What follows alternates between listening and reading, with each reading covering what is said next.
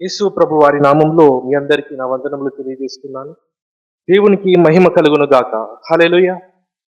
దేవుని యొక్క వాక్యములో నుండి 119వ కీర్తన, 119వ కీర్తన, 130వ చరణమును మనం చదువుకుందాం.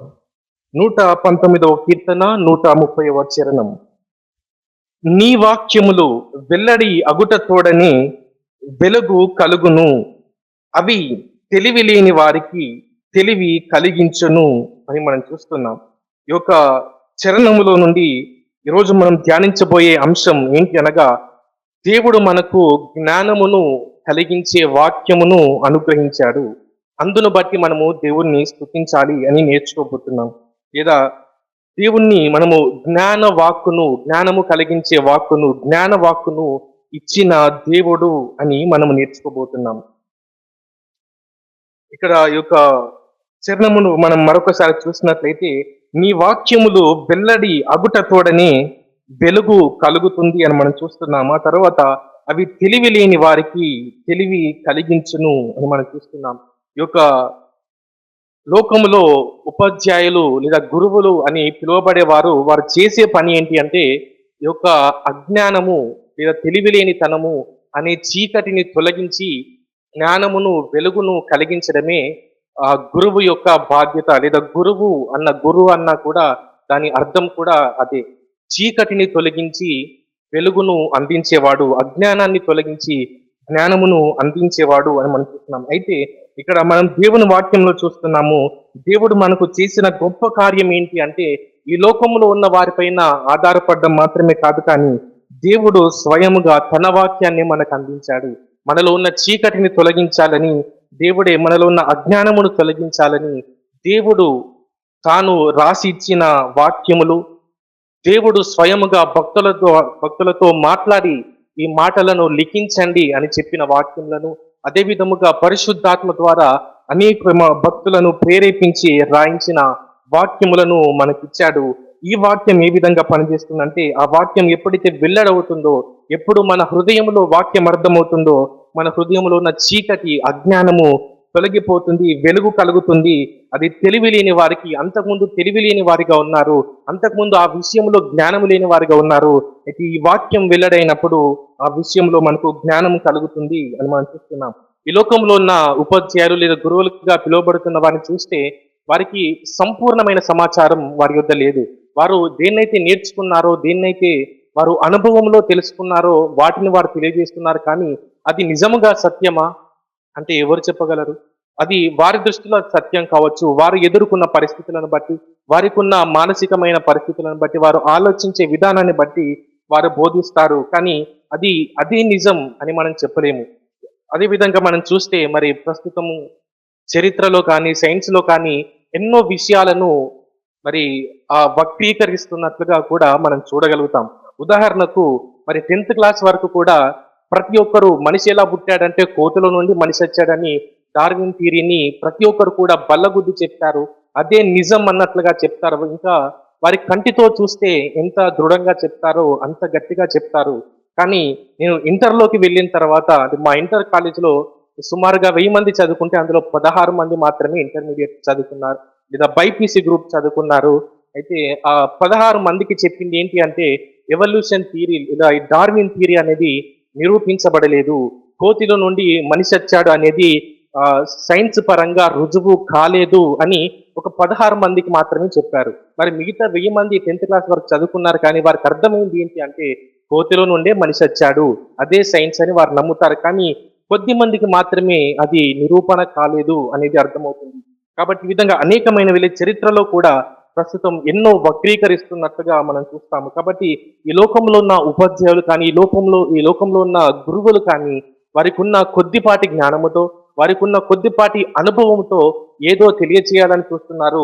అదే విధంగా మనము ఇంకో గుంపును చూస్తే, కావాలని ఆ యొక్క సత్యాలను దాచిపెట్టడం కానీ, కావాలని చరిత్రను వక్రీకరించడం కానీ జరుగుతుంది. కాబట్టి ఇలాంటి వారి ద్వారా సంపూర్ణమైన జ్ఞానాన్ని మనం ఎప్పుడు పొందుకోలేము.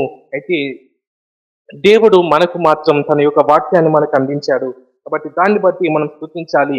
ఈ లోకంలో ఉన్న అజ్ఞానులు లేదా కొంచెము జ్ఞానము గల వారిపైన ఆధారపడే స్థితిలో మనం లేము. కొంచెం అనుభవం ఉన్న వారి మీద ఆధారపడే స్థితిలో మనం లేము. కానీ దేవుడే స్వయముగా తానిచ్చిన వాక్యం మనకుంది. ఆ వాక్యము సత్యమైన వాక్యము. ఆ వాక్యం మనల్ని వెలిగిస్తుంది. ఆ వాక్యం మనల్ని జ్ఞానం వైపు నడిపిస్తుంది అని మనం నేర్చుకుంటున్నాం. సుధాకర్ మీనన్ అనే ఒక వ్యక్తి, అతను చిన్ననాటి కాలంలోనే, లేదా అతనికి 8వ సంవత్సరంలో వయసులోనే తన యొక్క నాన్నగారు చనిపోయారు. అప్పటి నుండి అతనికి ఎన్నో ప్రశ్నలు. అసలు మానవుడు ఎందుకు పుడుతున్నాడు? ఎందుకు చనిపోతున్నాడు? ఈ పుట్టుకకు మరణానికి కారణాలు ఏంటి? అసలు మనిషి జీవితానికి ఉద్దేశం ఏంటి? ఏదైనా ఉద్దేశం ఉందా? అసలు దేవుడెవరు? దేవుని యొక్క మార్గం ఏంటి? ఆధ్యాత్మికత ఏంటి? అని ఆ చిన్ననాటి వయసు నుండి అనేకమైన ప్రశ్నలు అతనిలో రావడం, వాటి గురించి అతను ఎన్నో పుస్తకాలను చదవడం, ఎన్నో మత గ్రంథాలను చదవడం, అలాంటివి చాలా చేస్తుంటే ఒక హైందవుడిగా అతను జన్మించాడు కాబట్టి అందులో ఉన్న అనేకమైన గ్రంథాలను అతను చదువుతూ వస్తున్నాడు. కానీ ఏది కూడా అతనికి శాంతిని, సమాధానాన్ని ఇవ్వలేకపోయింది. అతను ఒక రోజు డాక్టర్ సర్వేపల్లి రాధాకృష్ణ గారి దగ్గరికి వెళ్ళి, మీరు నాకు గురువుగా ఉండి నన్ను నడిపిస్తారా? మీరు గొప్ప గురువు కదా! ఈ దేశంలోనే మీరు గొప్ప గురువుగా ఉన్నారు. అయితే నాకు దైవం అంటే ఏంటో నాకు అర్థం కావట్లేదు. ఆధ్యాత్మికత అంటే ఏంటో నాకు అర్థం కావట్లేదు. అసలు మనిషి జన్మకు కారణం ఏంటి? ఈ పుట్టుకెందుకు? ఈ చావెందుకు? ఇవన్నీ ప్రశ్నలకు అనేకమైన పుస్తకాలు నేను చదివాను, కానీ నాకు సమాధానం దొరకట్లేదు. మీరు నాకు గురువుగా ఉండి నన్ను నడిపిస్తారా అని అతడు ఆ సుధాకర్ అనే వ్యక్తి సర్వేపల్లి రాధాకృష్ణ గారిని, లేదా ఎవరిని బట్టి మనము ఉపాధ్యాయుల దినోత్సవం జరుపుకుంటున్నామో ఆ గొప్ప వ్యక్తి వద్దకు వెళ్ళి అతన్ని అడిగాడు. అయితే ఆ వ్యక్తి ఏమన్నాడు, ఆ సర్వేపల్లి రాధాకృష్ణన్ గారు, నేను గురువుగా ఉండటానికి యోగ్యుణ్ణి కాదు. గురువుగా ఉండటానికి కావాల్సిన లక్షణాలు నాలో లేవు. కానీ నీకు సహాయం చేసేది నా దగ్గర ఒకటి ఉంది అని లోపటికి వెళ్ళి ఈ వాక్యంలోని క్రొత్త నిబంధనను, ఈ యొక్క భారతదేశానికి president of India Sarvepalli Radhakrishnan గారు ఈ క్రొత్త నిబంధనను తీసుకొని వచ్చి అతని చేతిలో పెట్టి, దీన్ని చదువు. దేవుడు అంటే ఏంటో నీకు అర్థమవుతుంది. మనిషి జన్మకు కారణం ఏంటో ఇందులో నీకు అర్థమవుతుంది. మనిషి ఏ విధంగా నడుచుకోవాలో ఇందులో నీకు అర్థమవుతుంది. మనిషి ఎందుకు పుట్టాడు, మనిషి ఎందుకు చనిపోతున్నాడో దీన్ని చదువు, నీకు అర్థమవుతుంది అని అతడు చెప్పాడు. అతను ఎంతో కోపముతో, ఎంతో అసహ్యముతో ఈ యొక్క చిన్న కులం వారి యొక్క దేవుణ్ణి నాకెందుకు పరిచయం చేస్తున్నావని ఎంతో కోపంతో అక్కడ లేచాడు. అయితే అతను అన్నాడు, నా మీద గౌరవంతో ఇక్కడికి వచ్చావు కదా, నిజముగా నా మీద గౌరవం ఉంటే ఈ పుస్తకాన్ని మొత్తం చదువు, క్రొత్త నిబంధన మొత్తం చదివిన తర్వాత నచ్చకుంటే తిరిగిరా, అప్పుడు మనం కూర్చొని మాట్లాడుకుందాం అన్నారు. అయితే ఆ వ్యక్తి ఆ పుస్తకాన్ని తీసుకుని వెళ్ళాడు, పుస్తకాన్ని చదివాడు. పుస్తకాన్ని చదువుతూ ఉండడంతో ఆ కొత్త నిబంధన వాక్యము చదువుతూ ఉండగా అతడు మారు మనసు పొంది, పశ్చాత్తాపం పొంది, యేసు ప్రభువును రక్షకునిగా అంగీకరించి తన జీవిత కాలం అంతా కూడా సువార్త ప్రకటిస్తూ అతని జీవితాన్ని వెళ్ళబుచ్చాడు. కాబట్టి ఎన్నో ప్రశ్నలు, కానీ ఏది కూడా సమాధానం ఇవ్వలేకపోయింది. అలాంటి పరిస్థితిలో ఉన్న వారికి ఈ వాక్యం, ఈ దివ్యమైన వాక్యం అతనికి సమాధానం అనుగ్రహించింది.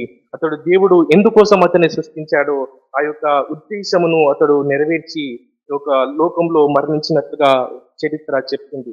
కాబట్టి దేవుని వాక్యం ఏం చేస్తుంది? ఈ లోకంలో ఎవరు కూడా ఇవ్వలేని జ్ఞానాన్ని, ఎవరు కూడా వెలిగించలేని విధముగా మన జీవితాలను వెలిగిస్తుంది. మనకు నూతనమైన జ్ఞానమును కలగజేస్తుంది. దేవుని వాక్యం అనేకమైన కోణాల్లో నుండి మనకు జ్ఞానాన్ని కలిగిస్తుంది, లేదా సంపూర్ణమైన జ్ఞానమును మనకు అనుగ్రహిస్తుంది. వాటన్నిటిని ధ్యానించడానికి మనకు ఇప్పుడు సమయం లేదు, కానీ రెండు ప్రాముఖ్యమైన విషయముల గురించి మనం నేర్చుకోబోతున్నాం. అందులో మొదటిది, దేవుని గూర్చిన జ్ఞానమును ఈ వాక్యం మనకు అనుగ్రహిస్తుంది. రెండవదిగా, మానవుని గూర్చిన జ్ఞానము ఈ వాక్యం మనకు కలగజేస్తుంది. ఈ రెండు అంశములను మనము ధ్యానించుకొని ముగించుకోబోతున్నాం.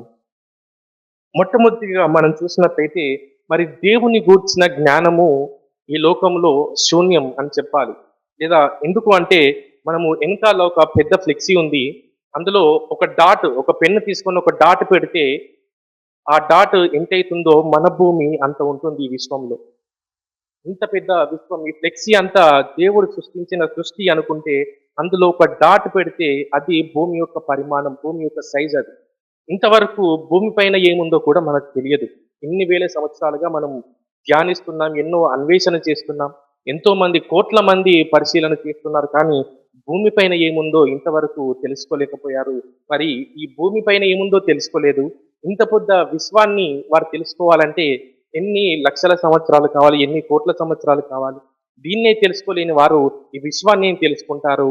ఈ విశ్వాన్ని సృష్టించిన దేవుని గురించి, అనంతుడైన దేవుని గురించి, సృష్టికి అతీతముగా ఉన్న దేవుని గురించి ఎటువంటి జ్ఞానం మనిషికి ఉంటుంది? కాబట్టి మనిషికి ఉన్న జ్ఞానమంతా కూడా శూన్యమే. మనుషులు అందుకే దేవుణ్ణి వెతకాలని ఆశతో మరి ఏవేవో సృష్టించుకుంటున్నారు, బొమ్మలను పెట్టుకుంటున్నారు, రాతులను పెట్టుకుంటున్నారు, లేదా పాము కనిపిస్తే పాము దేవుడు అనుకుంటున్నారు, కప్ప కనిపిస్తే కప్ప దేవుడు అనుకుంటున్నారు, లేదా సూర్యుడు వెలిగిస్తున్నాడు కాబట్టి వెలుగు దేవుడు అనుకుంటున్నారు, ఇలా నదులు జీవాన్ని ఇస్తున్నాయి కాబట్టి నది దేవుడు కావచ్చు అనుకుంటున్నారు. ఇలా ఎన్నో అబద్ధమైన వాటిని పెట్టుకుంటూ దేవుని గూర్చిన శూన్యమైన జ్ఞానము కలిగి మనుషులు ఉన్నారు. అటువంటి మనుషులకు ఈ యొక్క దేవుని వాక్యము దేవుని గూర్చి పరిచయం చేస్తుంది. దేవుని గూర్చిన జ్ఞానమును దేవుని వాక్యం అందిస్తుంది. మనం యెషయా గ్రంథం 45వ అధ్యాయం 5, 6 వచనములను మనం చదువుకుందాం. యెషయా గ్రంథం 45వ అధ్యాయం 5, 6 వచనములు. నేను యెహోవాను, మరి ఏ దేవుడును లేడు, నేను తప్ప ఏ దేవుడును లేడు. తూర్పు దిక్కు నుండి పడమటి దిక్కు వరకు నేను తప్ప ఏ దేవుడును లేడని జనులు తెలుసుకున్నట్లు నీవు నన్ను ఎరుగకుండినప్పటికీ నిన్ను సిద్ధపరిచితిని. యెహోవాను నేనే, నేను తప్ప మరి ఏ దేవుడును లేడు అని దేవుని యొక్క వాక్యం మనకు తెలియజేస్తుంది. మరి దేవుడు ఎవరో తెలియని పరిస్థితి, అజ్ఞానంలో మనం ఉన్నాము. ఏది కనిపిస్తే అదే దేవుడు కావచ్చు అని వాటికి ముఖ్య పరిస్థితులలో అజ్ఞానములో ప్రజలు ఉంటున్నారు. అయితే అటువంటి ప్రజలకు ఇదిగో ఈ వాక్యం తెలియజేస్తుంది ఏంటంటే ఒకే దేవుడు ఉన్నాడు. ఈ ప్రపంచంలో దేశానికి ఒక దేవుడు లేడు. తూర్పు నుండి పడమటి దిక్కు వరకు దేవుడు ఒక్కడే, నేను తప్ప ఏ దేవుడును లేడు అని జనులందరూ తెలుసుకుంటారు అని దేవుని వాక్యం చెప్తుంది. ఎవరు ఆ దేవుడు అంటే ఇదిగో ఆ దేవుడు నేనే యెహోవాను, మరి ఏ దేవుడును లేడు అని మనం చూస్తున్నాం. అదే విధముగా నీవు నన్ను ఎరుగకుండినప్పటికీ నిన్ను సిద్ధపరిచితిని అని మనం చూస్తున్నాము. మరి తెలియని వారికి యెహోవా అంటే ఎవరో తెలిసిన వారికి, యేసు ప్రభు అంటే ఎవరికో తెలిసిన వారికి, అంగీకరించిన వారికి, సొంత రక్షకునిగా ప్రభువుగా అంగీకరించిన వారికి యేసు ప్రభు దేవుడు. మరి యేసు ప్రభు అంటే తెలియని వారికి, సువార్తను అంగీకరించిన వారికి, వారికి కూడా నేనే దేవుణ్ణి, వారిపైన కూడా నేనే అధికారిని, వారిని సిద్ధపరుస్తుంది కూడా నేనే, సర్వశక్తి గల దేవుణ్ణి, సర్వ అధికారము గల దేవుణ్ణి నేనే. కేవలము నమ్ముకున్న వారికి దేవుడు కాదు, నమ్ముకున్న వారిపైనే అధికారి కాదు, ఆయన సర్వాధికారి, ఆయన మాత్రమే దేవుడు, అందరికీ దేవుడు ఆయనే. తూర్పు దిక్కు నుండి పడమటి దిక్కు వరకు అన్ని దేశాలకు ఆయనే దేవుడు. ఎరగని వారికి కూడా ఆయనే దేవుడు, వారిపైన కూడా అధికారి ఆయనే. ఇదిగో నీవు ఎరగకుండినప్పటికీ నేను దేవుడు ఎవరో మనసుకు తెలియదు కావచ్చు, కానీ వారిని ఏర్పాటు చేసుకుంటున్నది, వారి జీవితాలను నడిపిస్తున్నది నేనే అందరిపైన అధికారిని. నేను ఒక్కనే ఉన్నాను, ఇంకెవరు కూడా లేరు, నా పక్కన ఇంకొకరు లేరు, నేను ఒక్కనే దేవుణ్ణి, నేనే యెహోవాను అని దేవుని వాక్యం మనకు దేవుని గురించి పరిచయం చేస్తుంది. మరి ఏది దేవుడో తెలియని పరిస్థితిలో మనం ఉన్నాము, ఏది కనిపిస్తే దాన్ని మొక్కే పరిస్థితిలో మనం ఉన్నాము. ఇక్కడ మొక్కితే మనకేమన్నా సహాయం అవుతుందేమో, మరి పిల్లల కోసం ఒక దేవుణ్ణి, చదువు కోసం ఒక దేవుణ్ణి, లేదా ఆహారం కోసం ఒక దేవుణ్ణి, ప్రమోషన్ కోసం ఒక దేవుణ్ణి, ఇలా అనేకమైన పెట్టుకుంటున్నారు. ఎక్కడికి వెళ్తే సహాయం దొరుకుతుందో, ఈ విధంగా ప్రార్థన చేసే సహాయం దొరుకుతుందో అని అనేకమైన మార్గాలు వెతుక్కుంటూ అజ్ఞానంలో బ్రతుకుతున్న వారికి దేవుడు సెలవిస్తున్నాడు, నేను ఒక్కడినే దేవుణ్ణి, అన్నిటికీ నేనే మూలము, నేనే సర్వాధికారిని, నేనే సర్వశక్తి గల దేవుడనని. మరి ఆది కాండము 17వ అధ్యాయం 1వ వచనంలో మనం చూస్తే ఇక్కడ నేనే సర్వశక్తి గల దేవుడను అని దేవుడు పరిచయం చేసుకుంటున్నాడు.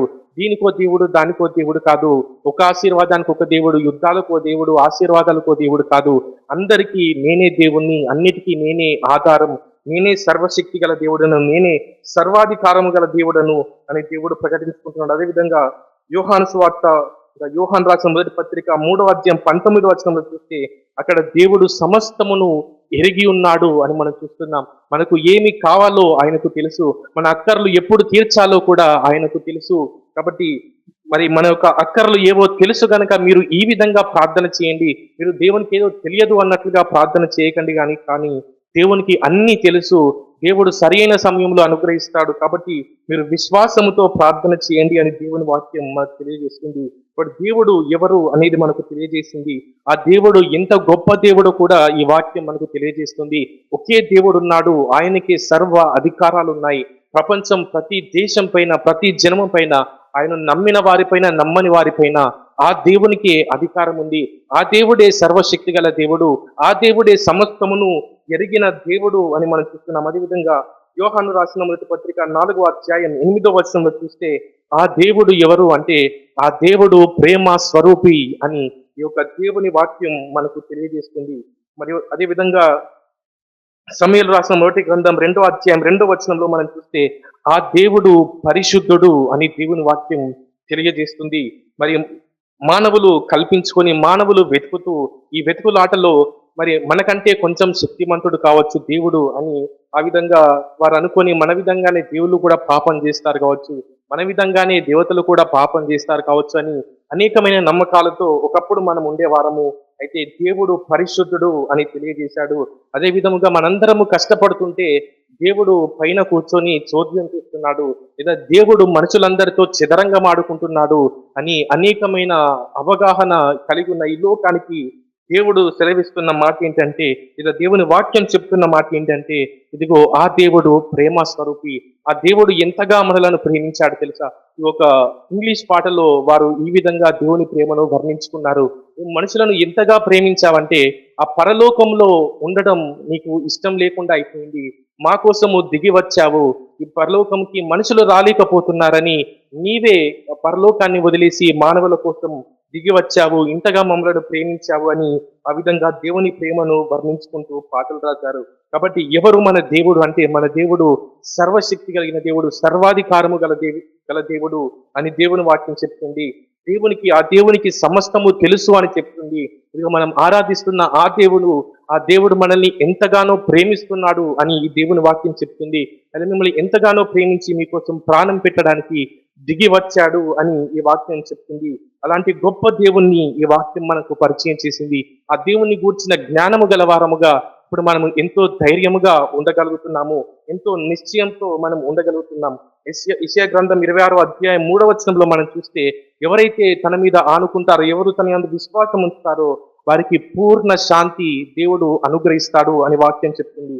మరి మనం ఎప్పుడైతే దేవుని గురించి జ్ఞానము కలిగి ఉన్నామో ఆ జ్ఞానమును మనం అర్థం చేసుకొని ఆయన పైన విశ్వాసం ఉంచామో ఎటువంటి పరిస్థితులు ఎదురైనా మనం పూర్ణ శాంతి గల వారముగా మనం ఉండగలుగుతాం. అదేవిధంగా యోహాను సువార్త 17వ అధ్యాయం 3వ వచనంలో చూస్తే ఇగో యేసు ప్రభువును ఎరుగుటయే నిత్య జీవము అని దేవుని వాక్యం చెప్తుంది. మరి ప్రతి ఒక్క మానవుడు నిత్యము బ్రతకాలి అని ఆశ కలిగి ఉన్నాడు. మరి ఆశ ఎలా నెరవేరుతుంది? ఏ మార్గములో కూడా కనీసం నిరీక్షణ కూడా లేని పరిస్థితి. అయితే దేవుని వాక్యం అంటుంది, ఇదిగో ఆ దేవుని గురించి నువ్వు తెలుసుకుంటే, ఆ దేవుని గురించిన జ్ఞానము నీవు కలుగుంటే, యేసు ప్రభువును ఎరుగుటయే నిత్య జీవము. ఈ జ్ఞానమును నువ్వు పొందుకుంటే, యేసు ప్రభువును నువ్వు ఎరిగి ఉంటే, యేసు ప్రభువుతో మీరు సహవాసము కలిగి ఉంటే అదే నిత్య జీవము, అదే నిత్య జీవానికి మార్గము. మీరు నిత్యము జీవిస్తారు అని దేవుని వాక్యం చెప్తుంది. మరి మనం అదే విధంగా నిత్యము మనం జీవిస్తున్నాము. అదే విధంగా ఈ జీవితంలో కూడా మనం ఎంతో శాంతిగా మనం బ్రతుకుతున్నాము. ఎటువంటి పరిస్థితులు ఎదురైనా, ఉపద్రవాలు ఎదురైనా, ఎన్ని శోధనలు ఎదురైనా, శత్రువులు లేచినా మనము శాంతితో ఉంటున్నాం, సమాధానముతో ఉంటున్నాము అంటే దానికి కారణం దేవుడిని గూర్చిన జ్ఞానమే. కాబట్టి ఈ దేవుని యొక్క వాక్యము మనకు అందించిన దేవుని జ్ఞానమును బట్టి మనము స్తుతించాలి. ఇలా దేవ మాకు ఇంత గొప్ప జ్ఞానమును కలగజేసిన ఈ వాక్యమును మాకు అనుగ్రహించినందుకు మీకు స్తోత్రములు అని మొట్టమొదటిగా మనము స్తుతించే వారిగా మనం ఉండాలి అని మనం నేర్చుకుంటున్నాం. రెండవదిగా మనం చూస్తే ఈ వాక్యము మనుషుని గూర్చిన జ్ఞానమును కలగజేస్తుంది.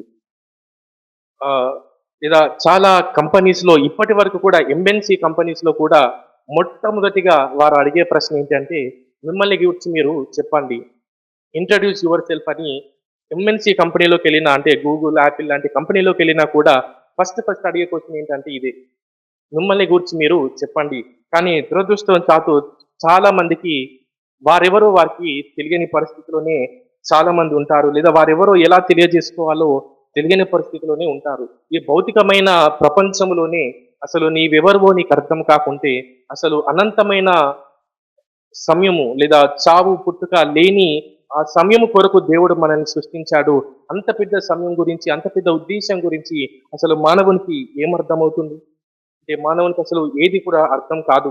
లేదా అలెగ్జాండర్ కానీ, అతని ముందు ఉన్న ఫిలాసఫర్స్ అరిస్టాటిల్ కానీ, ప్లాటో కానీ, వీరందరూ కూడా అసలు మనిషి జన్మకు కారణం ఏంటి, అని వారు ఎంతో ప్రయత్నించారు, కానీ వారి వల్ల కాలేదు.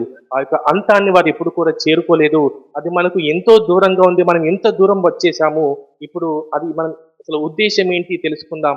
మనము ఎందుకు పుట్టామో తెలుసుకుందాం అంటే, తెలుసుకోలేనంత దూరంగా మనం వచ్చామని చివరిగా వాళ్ళు కంక్లూడ్ చేశారు. కాబట్టి మనిషి అంటే ఏంటి? మనిషి ఎందుకు పుడుతున్నాడు? మనిషి ఎందుకు చనిపోతున్నాడు? ఇవేవి కూడా అర్థము కాలేని పరిస్థితిలో మానవులున్నారు. లేదా ఇంకా సైన్స్‌ని గనక మనం చూస్తే ఇంతకుముందు చెప్పుకున్నట్లు కోతి నుండి మనిషి వచ్చాడు అని చెప్తున్నారు. అలా విలువలేని ఒక జంతువుతో సమానముగా మనుషుల్ని మారుస్తున్నారు. లేదా ఇంకా ఒక గ్రూప్ ఆఫ్ కెమికల్స్ గాని మనుషులను చేరుస్తున్నారు. కానీ అంటే మీకు అసలు ఏ విలువలు లేవు. ఈ మోరల్స్, నీతి ఇవన్నీ మీరు పెట్టుకున్నవి, మీరు కావాలని పెట్టుకున్నవి, కానీ అసలు మానవునికి విలువలంటే ఏమీ లేవు. మానవుడు ఒక గ్రూప్ ఆఫ్ కెమికల్స్ అని మాత్రమే నమ్మేవారు కూడా చాలా మంది ఉన్నారు. ఇటువంటి ఈ యొక్క అజ్ఞానపు ప్రపంచంలో ఉంటున్న మనకు దేవుని వాక్యం తెలియజేస్తుంది. ఆదికాండం 1 అధ్యాయం 26వ వచనంలో, మీరు దేవుని పోలికలో మీరు చేయబడ్డారు, మీరు దేవుని స్వరూపములో చేయబడ్డారు, దేవుడు మిమ్మల్ని డిజైన్ చేశాడు అని. లేదా కీర్తనలో 139వ కీర్తన 13, 14వ చరణంలో మనం చూస్తే, దేవుడు మిమ్మలను డిజైన్ చేశాడు, తన చేతులతో మిమ్మలను చెక్కాడు అని మనం చూస్తున్నాం. ఈ లోకంలో లేదా చాలా గొప్ప గొప్ప బ్రాండ్స్ ఉన్నాయి. మనము చూస్తే అది విలువైందిగా అనిపించదు, కానీ ఆ షర్ట్ కాస్ట్ ఎంత అంటే అది 1,00,000, 2,00,000 అలా ఉంటాయి. అదేవిధంగా హ్యాండ్ బ్యాగ్స్ కూడా చూస్తే లక్షలలో ఉంటాయి, కోట్లలో ఉంటాయి. ఎందుకంత అంటే దాన్ని డిజైన్ చేసిన వ్యక్తి అంత గొప్పవాడు. నిజానికి ఆ మెటీరియల్‌కి అంత ఖర్చవ్వదు. ఆ మెటీరియల్‌కి లక్షలలో ఖర్చు కాదు. కానీ దానిపైన పని చేసిన వ్యక్తిని బట్టి, ఒక నైపుణ్యం కలిగిన వ్యక్తి దానిపైన పని చేశాడు కాబట్టి దాని యొక్క విలువ లక్షల్లోకి వెళ్ళిపోతుంది. అదే విధముగా మనం ఒక మట్టి మాత్రమే కావచ్చు. మనలో నిజంగానే సైన్స్ చెప్పినట్టు ఆ కెమికల్స్ అన్ని ఉండవచ్చు. కానీ మనల్ని డిజైన్ చేసింది సర్వశక్తి కలిగిన దేవుడు. అదే ఏ విధంగా డిజైన్ చేశాడు అంటే తన స్వరూపంలోనే చేసుకున్నాడు. ఇంకోలాగా చేయలేదు. తన స్వరూపంలో తన పోలికలో చేసుకున్నాడు.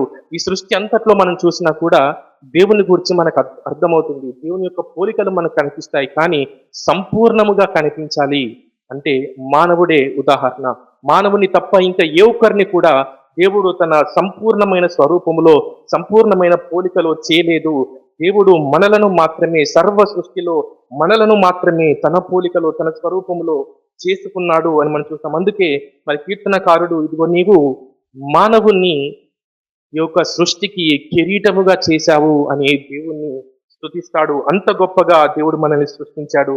అదేవిధంగా కీర్తనలు ఆదికాండం 1:28లో మనం చూస్తే, దేవుడు మనల్ని ఈ సృష్టి అంతటిని లోపరుచుకోనండి, ఈ సృష్టి అంతటిని ఏలండి అని దేవుడు మనకి చెప్పాడు. దేవుడు మనలను అధికారులుగా పెట్టాడు. దీనిపైన తన చేతి పని అంతటిపైన, కేవలం భూమి మాత్రమే కాదు, కానీ దేవుడు తను చేసిన చేతి పని అంతటిపైన, సర్వ సృష్టి పైన మానవుణ్ణి అధికారిగా దేవుడు పెట్టాడు. అది మనిషి యొక్క విలువ అని మనం చూస్తున్నాం. అదే విధముగా ఇలా ఇప్పుడు యేసు ప్రభువును నమ్ముకున్న మనందరము మన విలువ ఏంటి అంటే, యోహాను సువార్త 1 అధ్యాయం 12వ వచనం చెప్తుంది, మీరందరూ కూడా దేవుని పిల్లలు, దేవునికి వారసులు, దేవుని పిల్లలు అని దేవుని వాక్యం మనకు తెలియజేస్తుంది. ఇప్పుడు ఒక విలువలేని వ్యక్తిగానే జీవిస్తాడు. నేను విలువలేని వాడను అని తను అనుకున్నంత కాలం విలువలేని వ్యక్తిగానే జీవిస్తాడు. కానీ దేవుని వాక్యం అంటుంది, నీవు ఎంతో విలువైన వ్యక్తివి, నీవు దేవుని పోలికలో ఉన్న వ్యక్తివి, నువ్వు ఈ సృష్టికి అధికారంలో ఉండవలసిన వ్యక్తివి, నీవు దేవుని పిల్లలు అని దేవుని వాక్యం మనకు తెలియజేస్తుంది. మరి ఎందుకు ఇంత గొప్పగా సృష్టించాడు? ఈ సృష్టిలో ఎన్నో అద్భుతమైనవి ఉన్నాయి. వారందరికీ లేనంత గొప్పతనము మనకు ఎందుకు ఇచ్చాడు? మనకెందుకు అధికారం ఇచ్చాడు?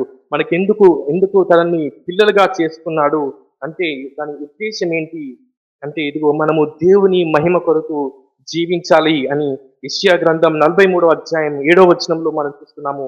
అదేవిధంగా కొరింథీయులకు రాసిన మొదటి పత్రిక 10వ అధ్యాయం 21వ వచనంలో మనం చూస్తే, మీరు ఏమి చేసినా కూడా దేవుని మహిమ కొరకే మీరు చేయండి. ఎందుకంటే మీరు పిలువబడిందే దాని కొరకు, మీరు సృష్టించబడిందే దాని కొరకు, మీరు దేవునికి మహిమ తీసుకుని రావడానికి మిమ్మలను దేవుడు పుట్టించాడు అని దేవుని వాక్యం సెలవిస్తుంది.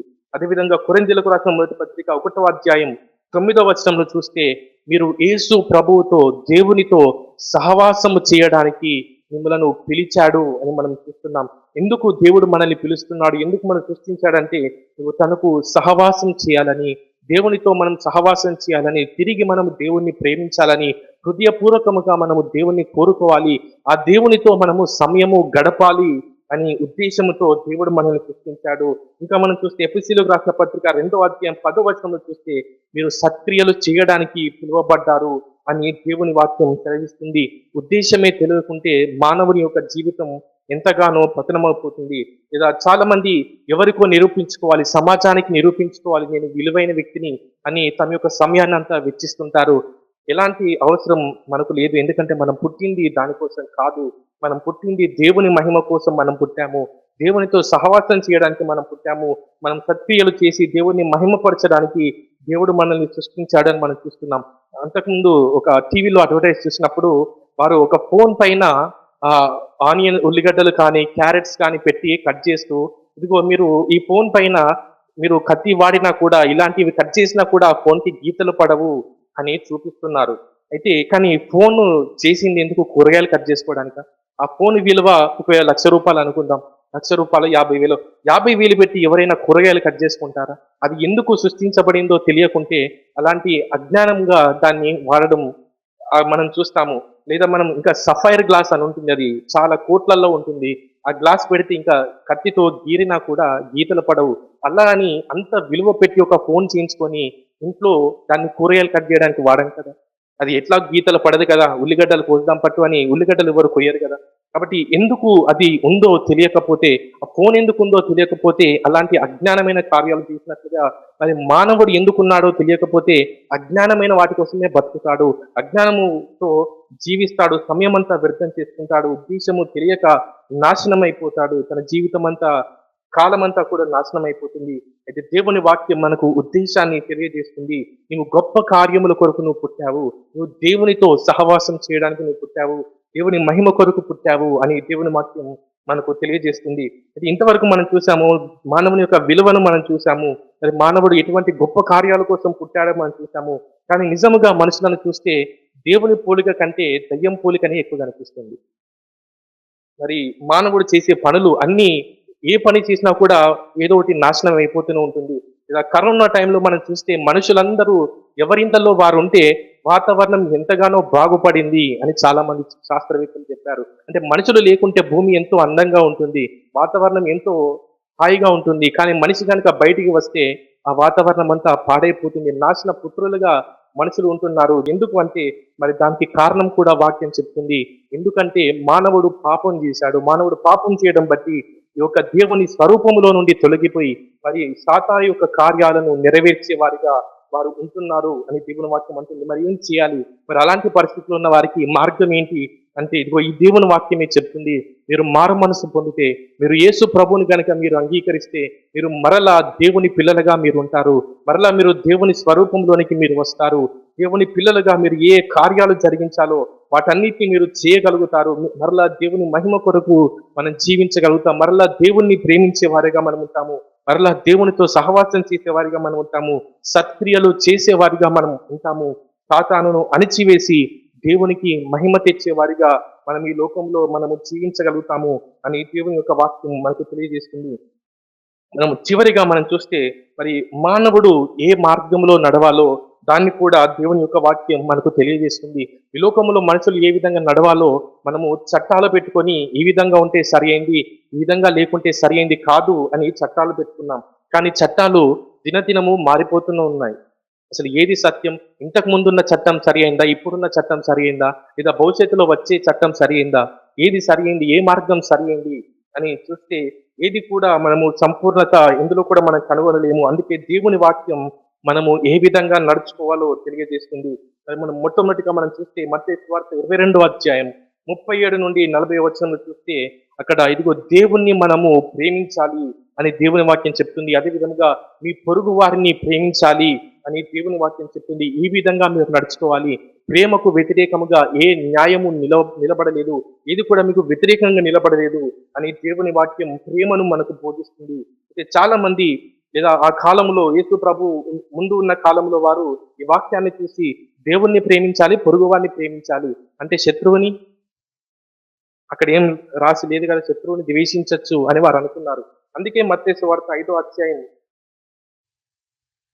మత్తయి సువార్త 5వ అధ్యాయం 43, 44 వచనాలు మనం చూస్తే, నీ పొరుగు వాణ్ణి ప్రేమించి నీ శత్రువును ద్వేషించుమని చెప్పబడిన మాట మీరు విన్నారు కదా. అది దేవుడు చెప్పలేదు, కానీ అక్కడున్న ఆ ధర్మశాస్త్ర ఉపదేశకులు సరిగ్గా అర్థం చేసుకోక వారు ఆ విధంగా బోధించుంటారు.